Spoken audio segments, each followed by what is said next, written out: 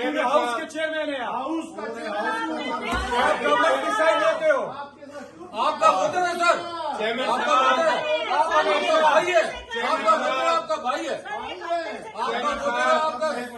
आप हक और इंसाफ, हक और इंसाफ, चेयरमैन सर साहब, हक और इंसाफ। आपने लीडर ऑफ ऑपोजिशन को भी आज फ्लोर नहीं दिया चेयरमैन साहब। आप हमें बात तो करने दें, आप हमें बात भी नहीं करने दे रहे। हमेशा बातें भी नहीं, रोने भी नहीं देते, रोने भी नहीं देते। हुकूमत का साथ दिया हमेशा, इम्पोर्टेड हुकूमत का।